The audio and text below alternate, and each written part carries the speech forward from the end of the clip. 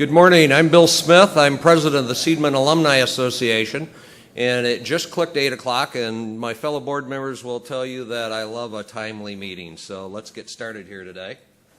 It's great to see such a large crowd for our breakfast series. Little tidbit, this is our 18th year, so these have really been an ongoing successful operation for Seidman. Today, our breakfast speaker is going to be supported by Huntington Bank, the Huntington Lecture Series, Doug Rothwell. We'd also especially like to thank our Seidman Alumni Board, the deans, staff, and Huntington Bank for helping us make these breakfast series so successful and allow us to host such a large crowd. I'd also like to acknowledge Huntington Bank's recent announcement last week that they are committing $100 million to Michigan affordable rental housing through 2015 through a variety of dedicated investments and financing, and this is the biggest one-time affordable housing commitment in the state of Michigan. We appreciate their community support.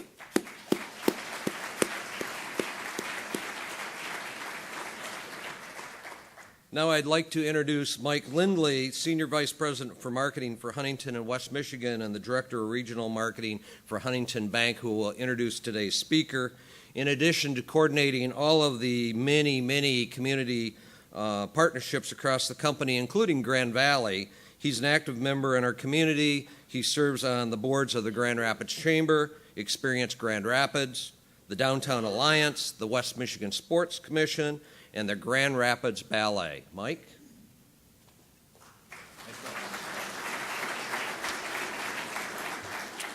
Thank you, Bill. Good morning, everyone. Very nice to see all of you out here on a beautiful spring day. I believe this is the first day of spring, and Tom was just telling me it may be 90 degrees today, so we all need to head to the beach in a few minutes after Doug's remarks.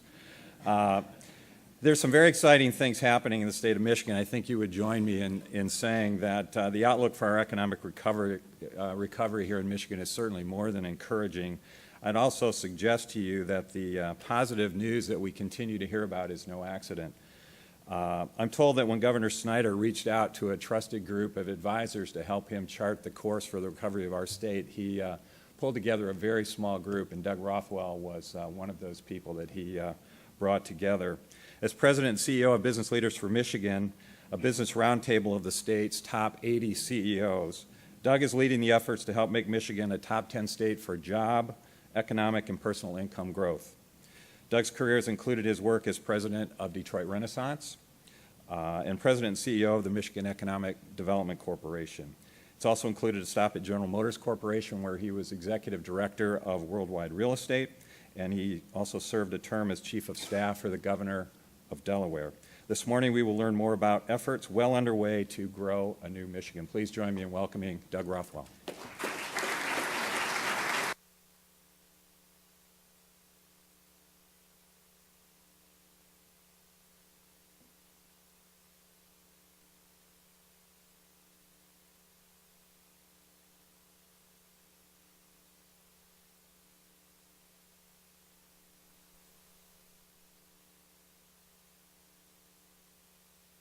This talk. Tom is a terrific leader for your institution, terrific leader in higher education, and we're trying to fight like hell to give him more money from Lansing. I don't know if we're going to be successful, but we're trying. And also want to recognize Huntington Bank. Jim Dunlap, who one of your great business leaders, is on our board and does a terrific job representing not only his bank but also the community. So this is a great time of year. Not only is it getting warm, spring has arrived in Michigan, but it is March Madness time, right? And everybody's brackets are screwed up right now. Nobody could have figured any of this out. But you know what's so fun about watching the tournament, I think, is it's not the blowouts. It's when these, 16th, 15th seed teams, the underdogs, beat the big guys, and you just see them come from behind, and you just feel good, and it gets national attention. Everybody pays attention to that. And the reason I start out with that today is that I think it's very apropos we do as an organization for Michigan. That Michigan has been the 16th seed for, actually we haven't even made the tournament for about the last decade, right? And, here we are finally starting to see things turn around, and if we keep it going and we do certain things, we can be the comeback story of the nation. And we as an organization, our CEOs are extremely bullish that that is going to happen, but we also think that we need a plan to get there, and that's what I'm going to try to share with you today. So Mike did a great job of kind of giving you a little introduction as to who we are. One thing he didn't mention is that we're about 25% of the state economy is what we represent with the jobs and the revenue and the students that we serve. And, real quick snapshot of what I'm going to share with you today is, Michigan, most of us know, very prosperous state for a long time, precipitous decline during the 2000s. Why? We believe two basic things. One is the state wasn't competitive when the global economy took off, and frankly, our businesses weren't as competitive as they should have been. But the good news is a turnaround's happening. It's not going to get done overnight, but we think we got a plan to try to get us where we need to be. So, real quick snapshot as to how we got to where we are. You got to understand kind of where you've been to fix the problem. In the last 10 years, America lost about 2 million jobs, and 1 million of those 2 million jobs were lost here in Michigan, 1 out of every 2. So we paid a heavy price during this last recession. And the thing is, most people think it's the auto sector that did all this. It was really only responsible for about 20% of the job losses in Michigan. 80% were outside the auto sector. We underperformed the nation in 90% of our job sectors here in Michigan. We undergrew the nation, and that's why we saw those 1 million jobs go away. The result is that not only did we lose 1 million jobs, but we also saw us shrink in terms of the economic size of our state, ranking 49th for growth. Actually, we grew 2% less than the average U.S. state did in the last 10 years. Our income fell down to 38th per capita. We ranked 32nd for growth over the last 10 years, and we're the only state to lose population during that decade. Where'd the people go? They went, frankly, where the jobs are, down to the south and the southwest.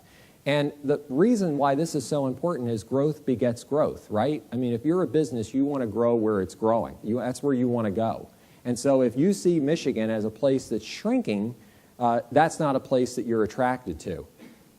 We think that the way you have to frame how we deal with this situation is about getting a cost-value proposition that's in balance.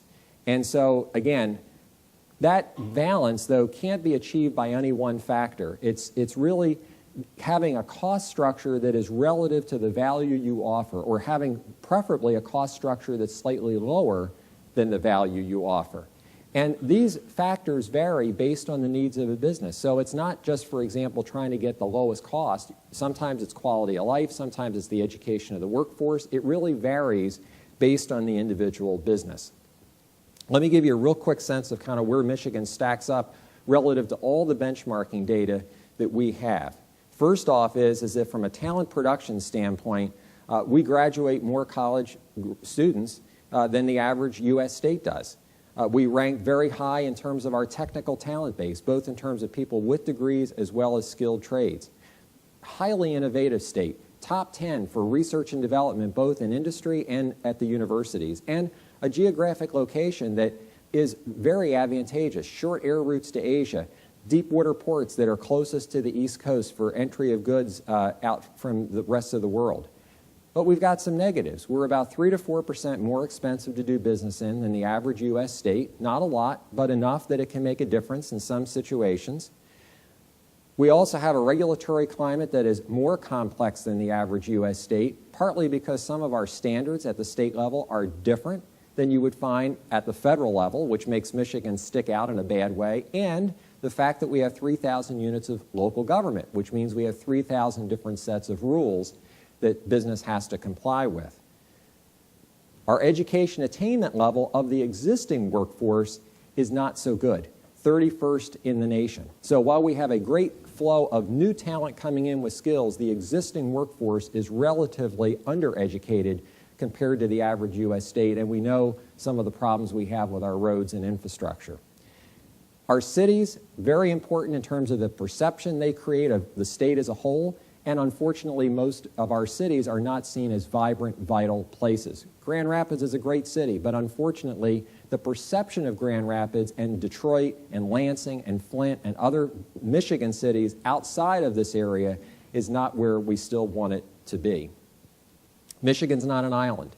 We compete at a global economy. Those competitors have been and are going to expected to continue to grow faster than us. This chart basically just shows Michigan's growth in red over the last 10 years. If you look at the orange bars, it's where those regions of the world grew the last 10 years and where they're expected to grow over the next 10 years in blue.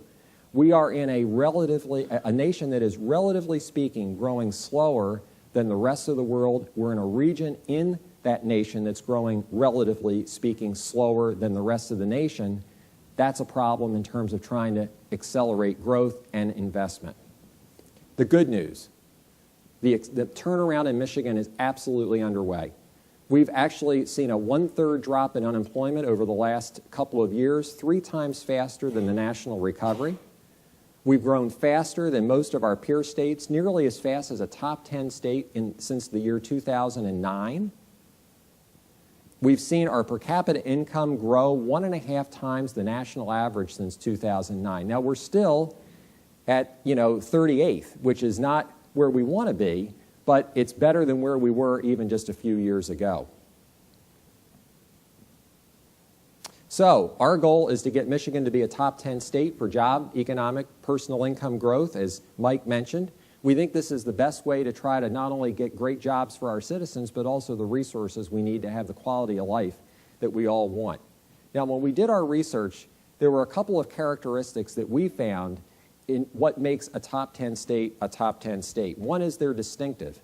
What we mean by that is that they have a couple of core assets that they leverage to really accelerate their growth to be a way above average. The second is they're extremely innovative in that they embrace the fact of entrepreneurism and risk-taking and encourage new businesses to start up in their communities. All places have political divisions, but these states tend to do better than we do at putting those divisions aside when it comes to dealing with business and trying to attract people to their communities. And they're, relatively speaking, competitive. They're not always the lowest cost place to do business, but the cost-value proposition that I mentioned earlier is very much in balance. So we came up with the turnaround plan with that in mind. And what we tried to do is to say the first 5 steps of this plan are really a to-do list for government. And I'm going to talk about each of these for a minute and then get to the 6th step, which is really where all of you can come in. So let's look at step number 1. We believe that it's a fundamental responsibility of government to responsibly manage its finances. Fiscal instability leads to uncertainty for business in terms of what their tax situation is going to be, their regulatory situation, as well as it leads to the inability to provide services that you need and business needs to be able to perform well. The good news is that nearly all of the recommendations that we made a few years back in this plan have been addressed by state government. They're doing multi-year budgets based on multi-year plans. They are putting out things in a very transparent way, budgets that are not based on budget gimmicks. But we believe going forward there are still some things to do. One is the state should have a strategic plan like businesses do that lay out very clear priorities. Second is they should price the cost of every piece of legislation that goes before the legislature so we know what the implications of it are on you, on business, and on government. They ought to memorialize some of the great things they've done, like adopting multi-year budgets based on multi-year revenue forecasts in law so that we don't go back to the bad old days when this administration, this legislature leave. And we need to continue to pay down our debt to get our bond rating back up to AAA status. The second step of our plan is about getting better value for money from government. K-12 system, very important in Michigan, but we're an above-average spending state in K-12 education. We get below-average outcomes right now. Corrections, above-average spending state, but yet we have below-average levels of public safety in Michigan. These things need to change. So, good news is state government's done a lot of good things to get the size of the workforce more in line with that smaller state of Michigan that I talked about earlier. They've aligned employee benefits more to that of the private sector where they were out of line before. But going forward, we believe that state government needs to take a look at its whole personnel system. In the last 10 years, there have been dramatic restructurings, reorganizations, downsizings. We don't know anymore whether they have the right people in the right jobs at the right pay. And so just like a business, all of that needs to be looked at. And second, we do need to target in on certain areas of spending and make big changes. Corrections. We spend more money in corrections than just about every state around us. We spend 5 times more to house a prisoner in Michigan per year than we do to send a kid to go to college. There's something wrong with that. For schools, as I mentioned before, we're an above-average spending state, but we did align school employee benefits with the private sector the last year or so, and incentives were provided to try to get those 535 school districts to share services much more than they have in the past. But we still believe that there's more work to do to get employees, school employees, over to more of a defined contribution plan, which is what most of the private sector has, to be able to get that spending more aligned in where areas that are going to directly affect the classroom, such as some of the opportunities that we see up here on this slide. And then finally, for local government. Again, the legislature, the governor have done a lot of things to strip away barriers that formerly existed that stood in the way of having local governments work with each other. Literally, requirements that said that if you merge services, you've got to pay the higher of the 2 wage scales. Things like that that got in the way of good, efficient running of government. Those barriers have all been stripped away, and those benefits have been aligned more with that, again, of the private sector. But going forward, we still have 3,000 units of government. And that's not that we have one too many as much as we need to make it more seamless and have those services leveraged more across state government so that we don't need 3,000 personnel directors, IT directors, budget directors that add cost to the system. And state government needs to do a better job. We contracted with Greg Northrup over here at the West Michigan Strategic Alliance to do a map of how every state program flows down to the local community. So workforce programs, economic development programs, transportation programs. And if you were to map how the money flows, it looks like a jigsaw puzzle. So if I'm sitting in Kent County and I'm trying to do what I'm preaching here needs to be done, more regional service sharing and regional solutions to problems, I don't know how they do it because they're getting the money in ways that doesn't fit the way their regional economy, their region actually looks. The state needs to step up and change that. And then, of course, we need to have local governments adopt their own best practices, such as those that I've outlined here in this plan. Third step of our plan was about getting Michigan to be more competitive. As you can see, we've not been scoring so well on these different rankings that come out over the last few years, but this is a lagging indicator. So you're not going to see Michigan's business climate rankings change dramatically, probably for a few years. Now, things that we've done that are going to make a difference are the change of eliminating the Michigan business tax and adopting this new corporate income tax. A great change, terrific for small businesses, because no longer do entrepreneurs have to pay a Michigan business tax and pay a tax on their income through the personal income tax. Only now through the personal income tax. Great move.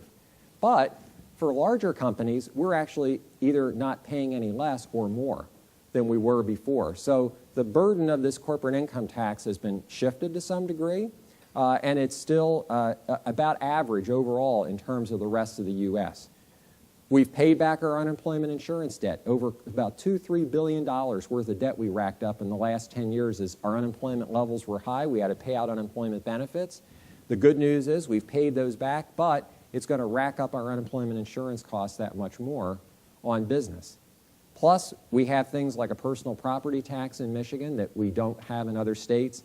So all of those issues still need to be addressed, as well as one thing we have on the right-hand side here, having a seamless one-stop process for business.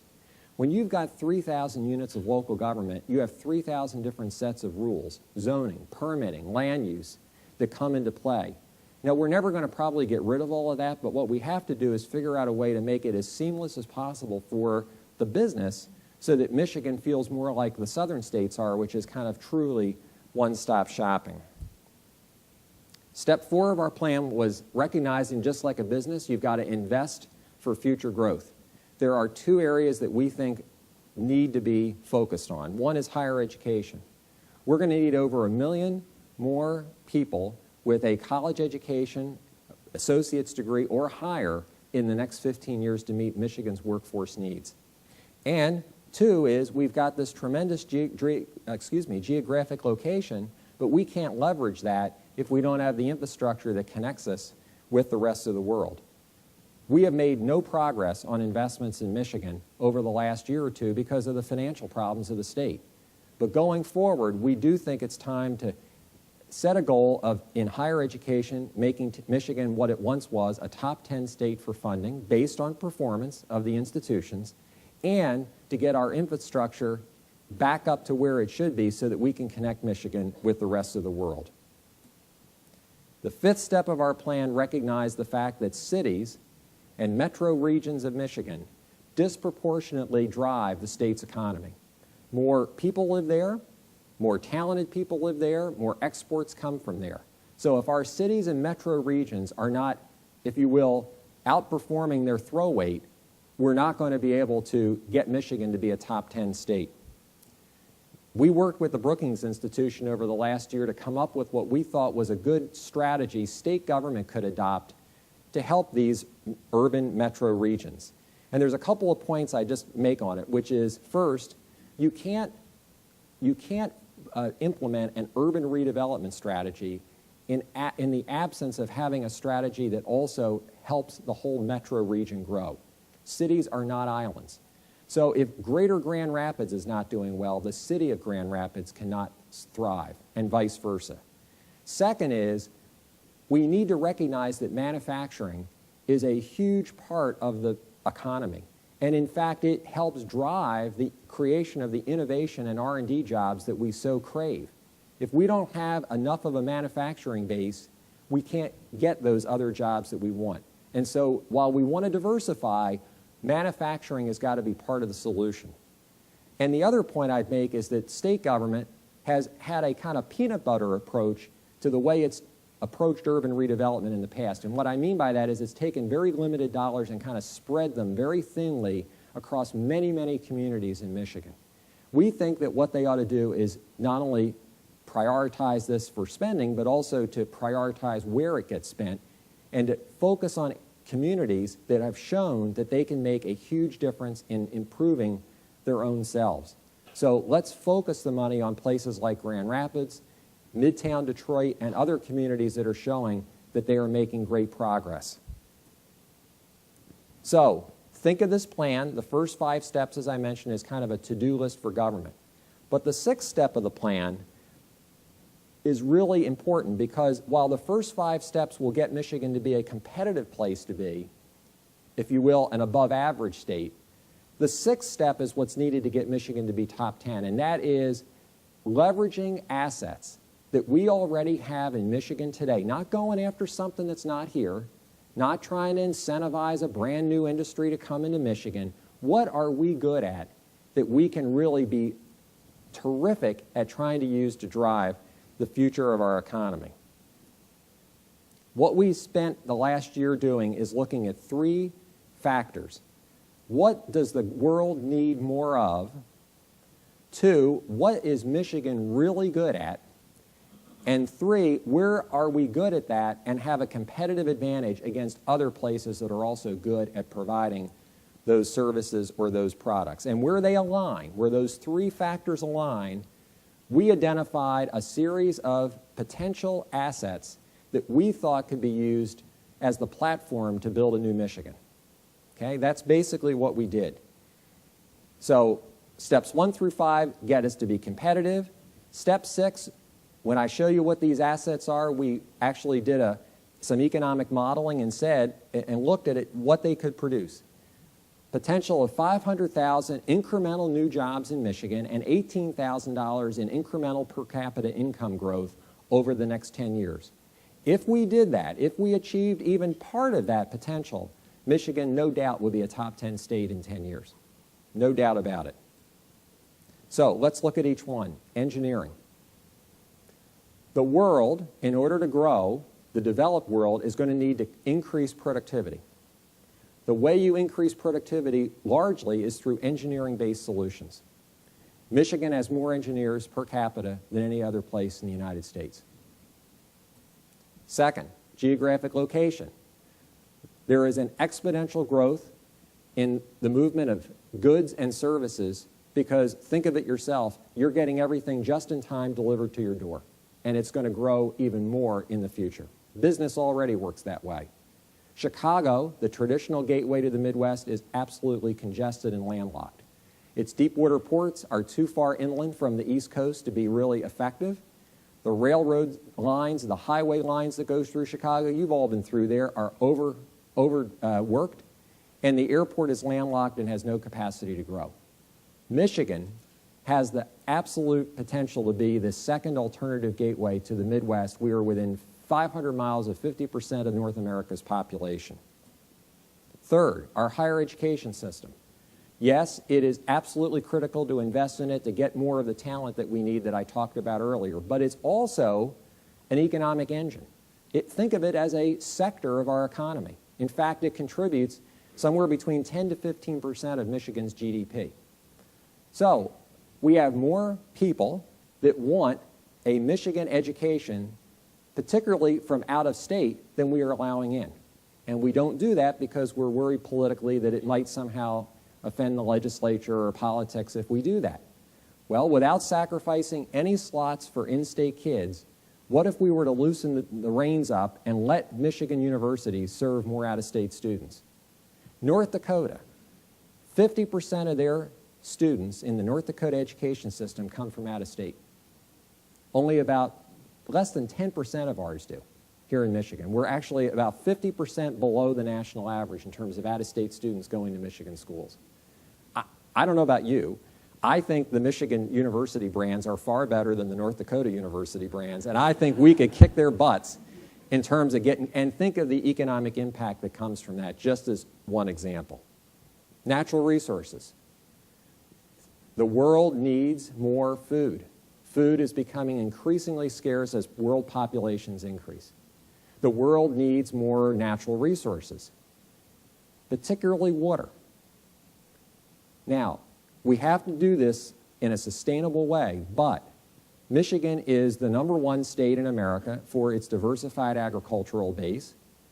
There is no reason why Michigan can't dramatically increase exports of food to feed the world.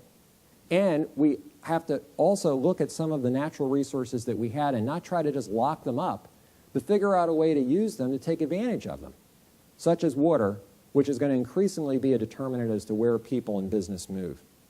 The automotive industry, what a great legacy asset that we have. Only 10% of the world has access to personal mobility. 10%. 90% doesn't. As the world increasingly grows the middle class, they're going to look for solutions. Not that all those cars and trucks and devices will be manufactured in Michigan. Some will, but not all. But the design, the engineering, the R&D behind it can all happen right here.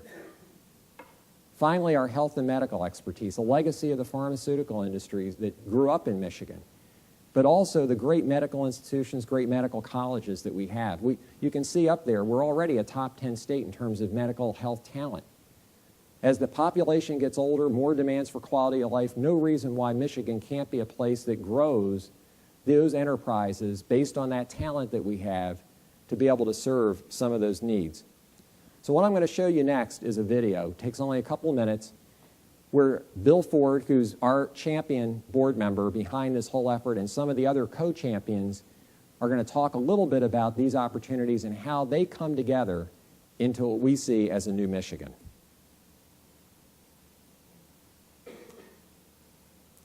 And they said this would work, and I hope it does.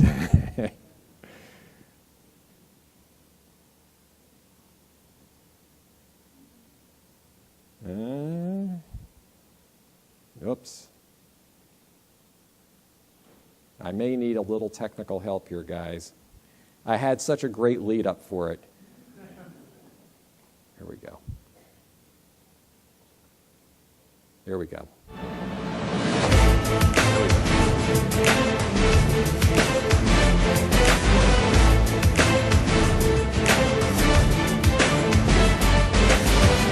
Michigan has a long history of innovation.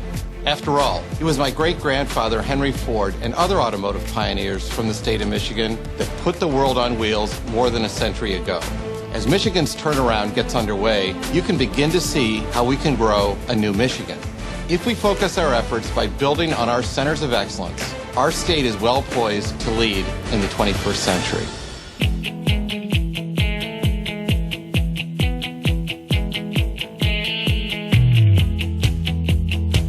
Where are the best ideas going to come from? Well, I'll tell you what's certain is that the places that have the most engineering talent, you can bet that they're going to be in the running to be the most competitive places in the world. I often return here to Michigan to work on the most difficult problems because the engineering in this part of the world is the best.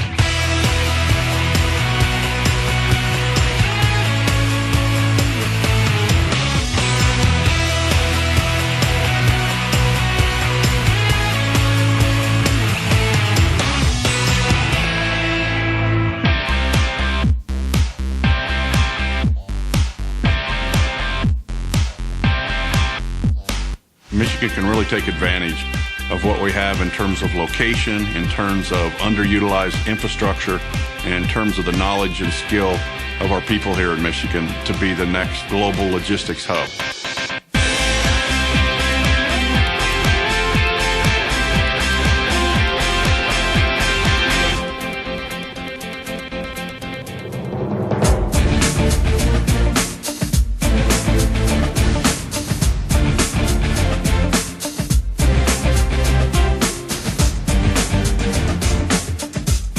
If you think about mobility in its broadest terms, it's not just mass transit, it's not just cars and trucks.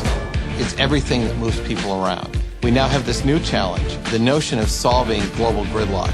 And that challenge, I believe, will be solved here in Michigan first.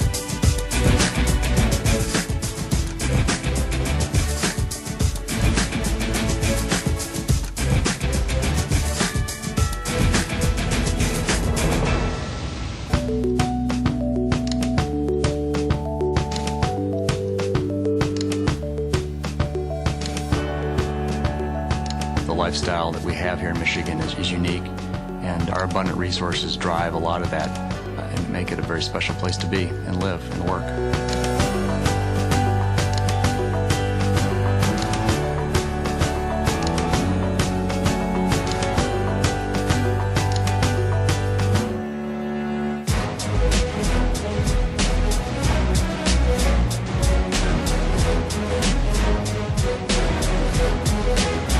There are a lot of champions of the life science economy in Michigan. We've got a robust history and heritage of involvement in the life sciences for a lot of great reasons. And Michigan's background, not only with its universities, not only with its medical centers, not only with its well-established physicians, but also its huge, vast array of support services into the pharmaceutical and medical device industry, is poised to be part of that new future at prices that everybody can afford.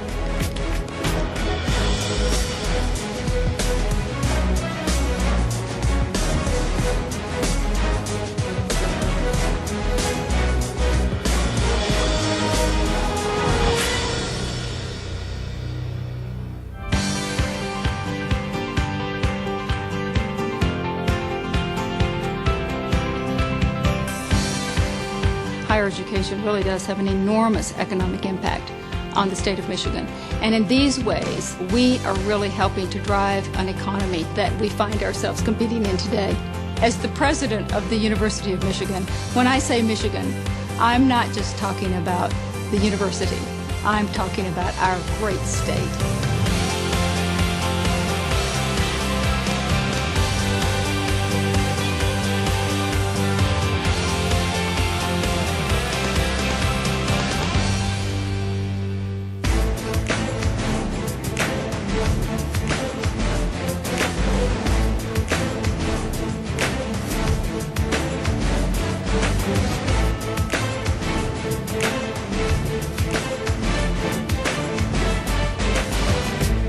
There are so many possibilities that lie ahead for Michigan's future. What's so exciting is that these opportunities are not something we have to dream about. They're all here and starting to happen today. We need focus, investment, and teamwork to accelerate these opportunities. Now, you may be wondering where you fit into this. At every level, we can all be part of shaping the new Michigan. Please share this vision of our state with others to get them thinking about the possibilities. Help your friends and family understand the potential that Michigan has if we align behind some common goals. Every one of us can encourage our leaders to make decisions that will position our state for long-term prosperity and job growth. Michigan has a long tradition of being a great example of American ingenuity. We created a way of life by inventing and making things that improve people's lives. We've done it before, and we can do it again. The vision for the new Michigan: share it, talk it up, drive it home.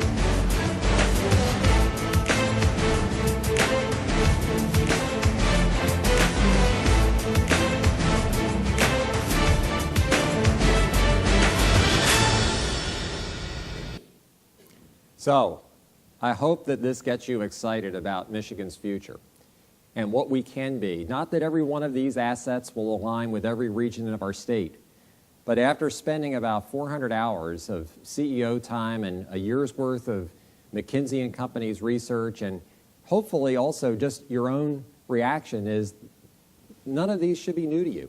These are things that we have. These are things that we are good at. These are things also that the world needs. And if we align more of our effort behind trying to just drive these 6 opportunities, Michigan can be a great, great state in the future. And there's a role for all of you to play. While the first 5 steps of the turnaround plan are really for government, this 6th step is all about us. And so those of you in the education community can do things like trying to align more of your programming and coursework behind what these 6 assets are going to need in terms of skills to be able to move forward. The business community can help, but by trying to recognize that we're good at these things and therefore we ought to be trying to bring in and grow more businesses around these assets. Communities can align their efforts, their economic development programs, their economic development strategies to support these. Associations can do things. For example, our engineering talent would be terrific to brand as engineered in Michigan. And that's something that an association could do on their own. And yes, there are some things that government can do as well in terms of setting the policy environment, the business climate that will help these opportunities grow. Now, what we're going to try to do as an organization is convene all the key major stakeholder groups around each of these 6 assets. We've already begun to do that. We're going to try to identify for each one of the 6 assets just 1 or 2 major actions that could be taken that would move the needle substantially. We're going to try to champion any policies that need to come out of that work, as well as any programs or initiatives, and then we're going to publish each year, just like the governor likes to do, a scorecard of how well Michigan is actually progressing in each of these 6 areas. Bill Ford's our lead champion. You can see up there the names of some of the other great business executives that have signed up to co-champion each of these 6 opportunities. You'll see a lot of folks up there from West Michigan. But there are things that you can do as well. And I put them in 3 buckets. One is encourage state government to continue to focus on the first 5 steps of this plan. Fix the basics and make some strategic investments in our future, like higher education and infrastructure. And do what they can to align their efforts around these 6 assets. The same is true basically for what you can communicate to your own community leaders. Keeping the basics in good shape are really important. Look at what's going on in Detroit right now. It's very sad because the fiscal problems of the city are really a cloud over many, many good things that are happening in downtown and midtown Detroit right now. But it's a cloud. It overhangs everything. So it's important for communities to do what they can to manage themselves responsibly, but also to embrace regional solutions, to get out of their silos and not be afraid of working with the jurisdiction next door, and of course to align your regional efforts around these new Michigan ideas.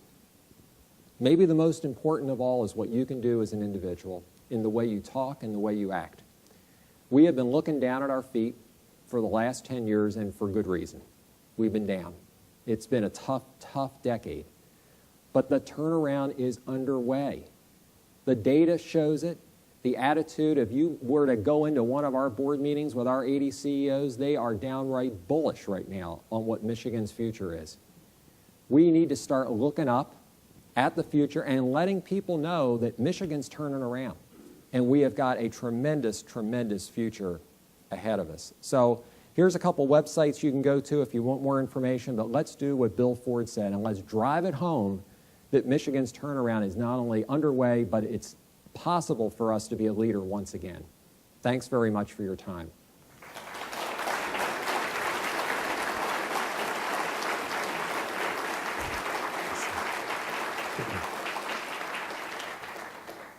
Yeah, and I'd be happy to answer some questions. Is that so? Anybody that's got any questions about this, or for that matter, other things going on in Lansing, I'd be glad to talk about them. Yeah, go right ahead. One of the areas that's easy to observe as failure in Michigan is K-12 education. By just measuring dropout rate and cost of that dropout, each person being awarded the state or direction of the institutions. Statistics are a business. Business leaders obviously wouldn't stand for that in terms of manufacturing the product. Failure rate of about 30%. So one innovation is coming from the business leadership in auditing K-12 education and getting it into the 21st century. So it's not a burden on our economy, but it also stands up to our higher education leadership. It seems to me that we live in a 100-year-old educational system that just has lost punch.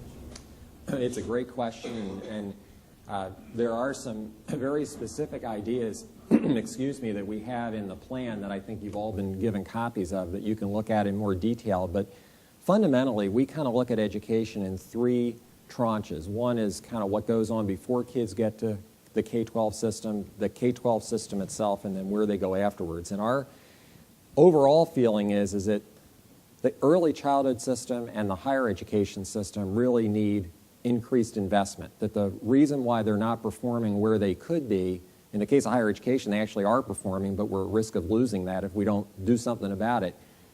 Those areas need investment. For the K-12 system, it's really, like what you said, it's really about the way the system works.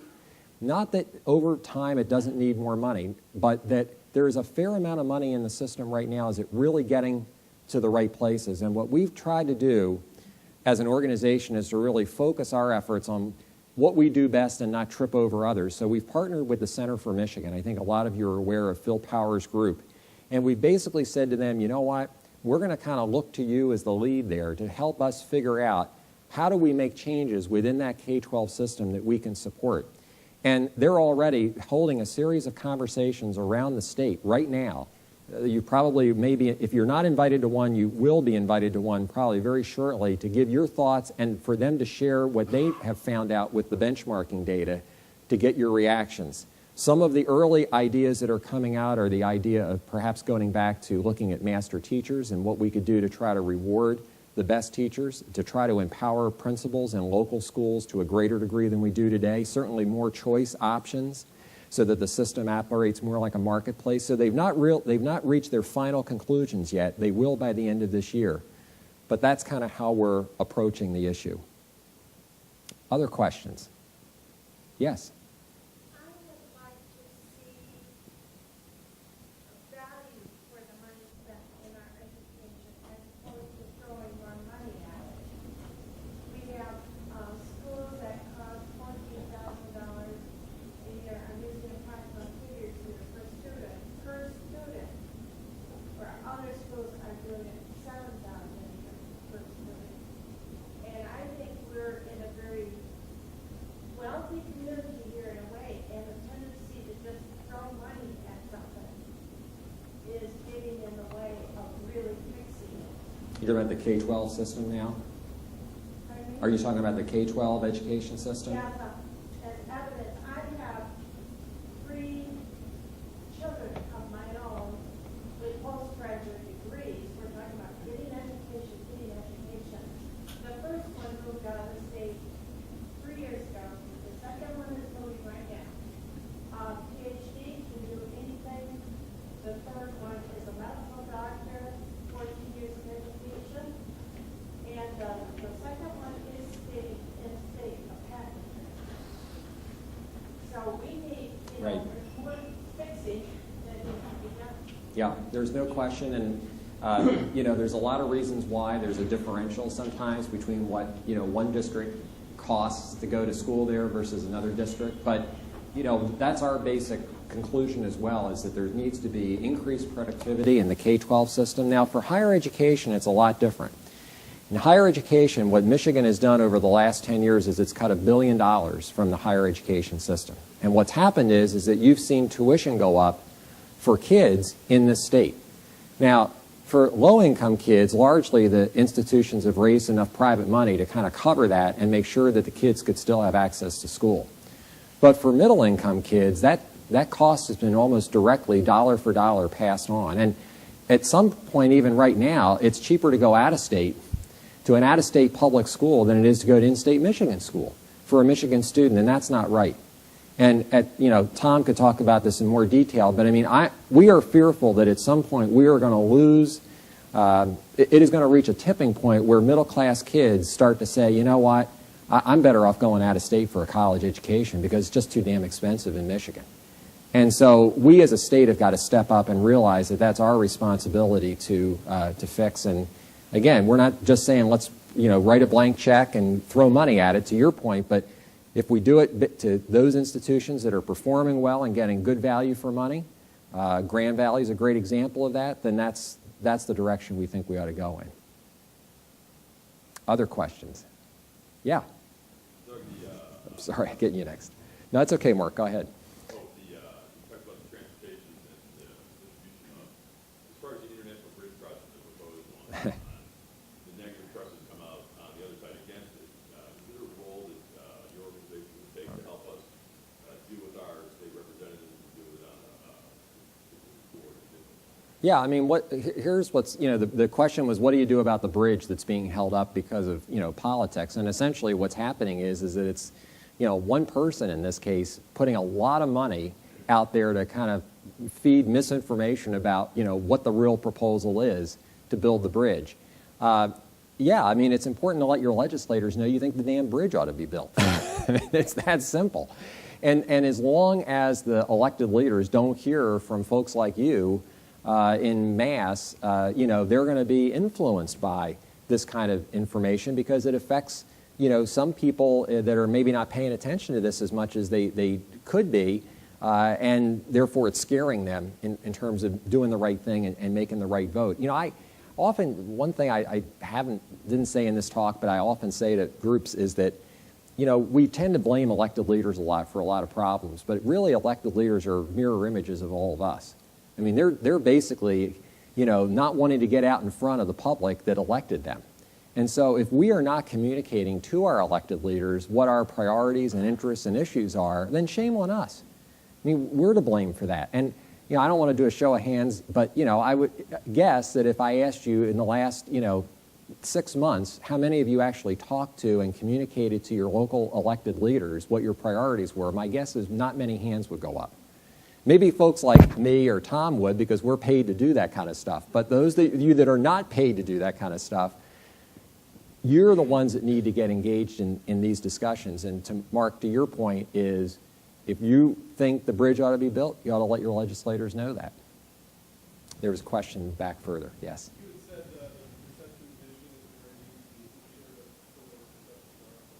is Yeah, we actually, one of the things that we've done at a partnership with the governors, we run this new program called a Michigan Ambassadors Program, and it's to try to engage expatriate Michigan executives that no longer live here, but either grew up here, went to school here, worked here, to kind of get back into figuring out how we can help Michigan.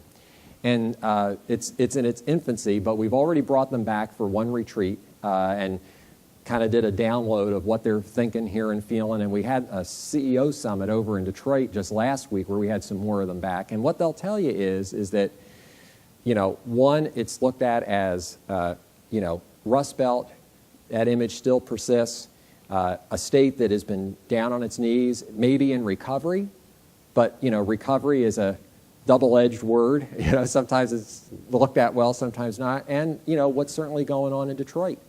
Now, the good news is that image has changed a lot in the last year, is what we've heard. The automotive industry is probably the single biggest thing that has started to really change Michigan's image, the products of the cars and trucks that are coming out, and the health of the auto industry itself.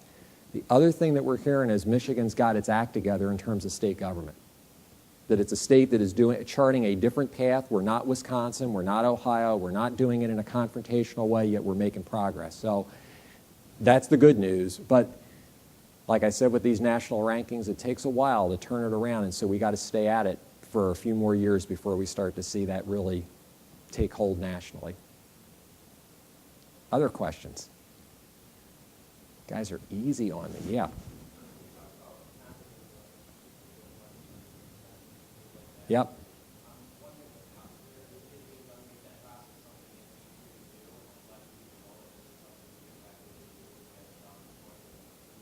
Absolutely. So go to MichiganTurnaroundPlan.com. I didn't set them up to say this. Go to MichiganTurnaroundPlan.com, and there is a place on that website called Tools, and you can go on there and you can immediately access, identify who your legislators are.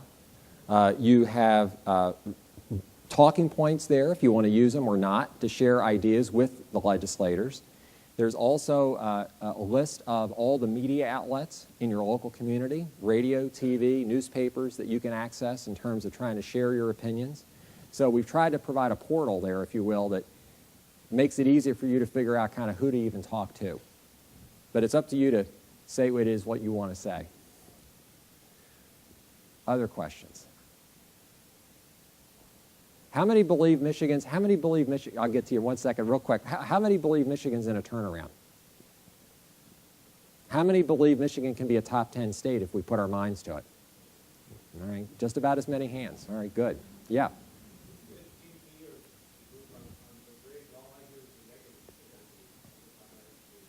Well, the big issue with the bridge essentially is the negative information is it's going to cost Michigan money to build it. And, you know, at a time when we're not in great shape, that's a pretty compelling argument to have out there. The other argument that you hear is, well, why do we need it to begin with? I mean, the bridge that we have is, you know, not congested and working just fine. So let me take the last one first, is that it's not been congested the last year or two as the economy crashed. But if you look at the bridge even today, it's starting to get congested again as the economy is coming back. And the other problem is, if you want to become a global logistics hub, do you want to have your hub dependent upon just one bridge across the Detroit River? That's a very precarious place for us to be. Yes, there's the Blue Water Bridge up in Port Huron, but that's pretty far up there. And it would, you know, this is a 70-year-old bridge, and so we believe that it's good to have a backup, you know, a second span to ensure that that doesn't cause any problems. The real then issue is, okay, well, who pays for it? The governor and the government of Canada have basically come to an agreement where the government of Canada it believes that it is so important for their trade that they are willing to back the cost of the bridge in its entirety, even if the toll revenue doesn't make up the difference. So, you know, it'll be paid for with tolls, but if the tolls don't make up the difference of paying off the mortgage on the bridge, the Canadian government has said, we'll backstop it. In writing, you know, and I don't, what's so difficult about this argument is that, you know, when somebody says, oh, no, that's not true, you know, other than, you know, putting out a contract and showing it, and then they say, well, that contract can be changed. Well, you know, I don't know how you argue some of these points that, you know, they're throwing out there, but there is an ironclad contract that the state of Michigan would have that it would not be on the hook. So it feels like a pretty good deal for Michigan. Okay, it looks like I'm getting the hook. So thank you, everybody, for your time and attention. Thank you. Could you just stay up here for a few minutes? Thanks, Doug, and thank you for the very positive message. We really appreciate the leadership that you and the business leaders for Michigan are providing. And I think we're all going to walk away thinking about what we can do to promote Michigan and to help us achieve what you've just talked about. So thank you very much for that. Very positive. But I was sitting there thinking, I wonder if you're as positive, as bullish on North Carolina now. I am. This is a set-up question. I went to school in North Carolina. I had season tickets, go down to most of the games. I actually have my tickets for the Final Four if they make it that far, but our point guard broke his wrist last week. And if you know anything about basketball, if you got a point guard with a broken wrist, that is not a good place to be. So I don't think we're going to make it this year, but who knows? Knock on wood. Maybe we will. Here, here. But I also know that President Haas is here, and I know he'd like to make some comments. So I'll invite President Haas up, please.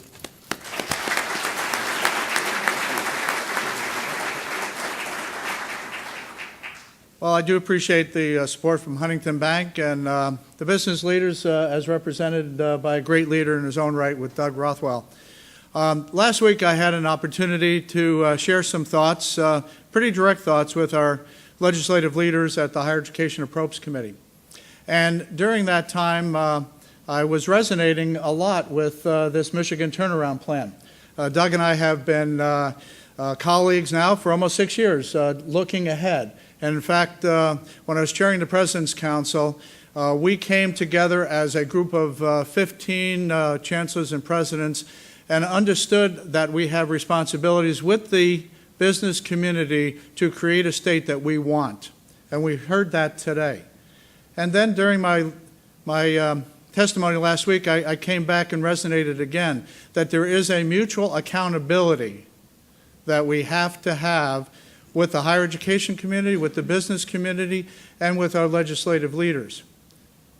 And it's interesting to see how that may be evolving, because I was telling Doug that I was here in the Regency room about 5.5 years ago, and I was with some business leaders, and there was a legislative leader amongst us who was invited to share some thoughts, and we with them.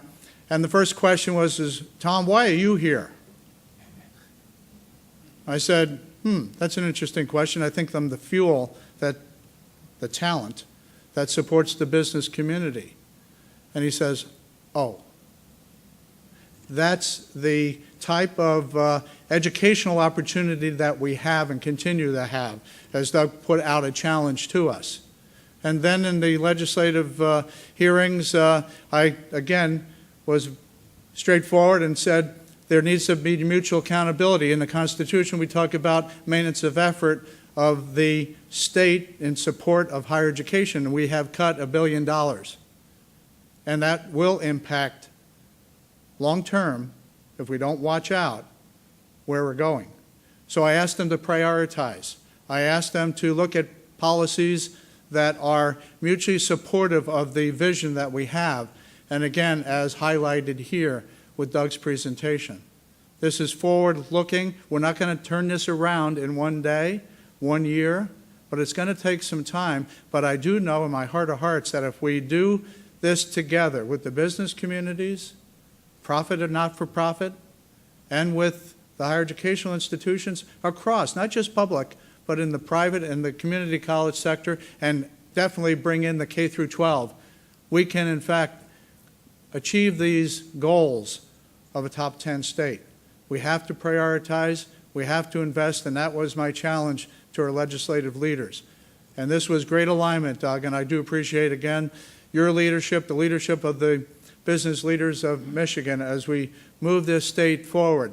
Michigan is my home. It's our home. Let's make it the best we can, and with this type of approach, I know we can. Thank you.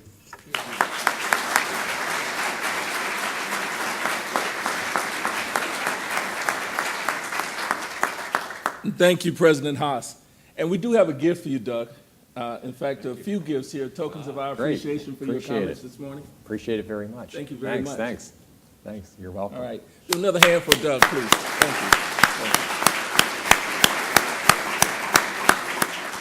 And I'd like to add my thanks to Jim Dunlap, Mike Lindley, and all the folks at Huntington for sponsoring this breakfast. And of course, I want you guys to mark your calendars for May 8th. On May 8th, we have our next breakfast, and Birgit Close will join us again to talk about what's happening here in West Michigan. And we'll also have our 50 to watch small businesses, as they've been recognized by the state by that time. So please join us on the morning of May 8th for that next breakfast. And as always, I want to thank all of you for your tremendous support of Grand Valley State University, the Seidman College of Business, this alumni breakfast series, and in this case, the Huntington Breakfast Lecture. Thank you. Thank you.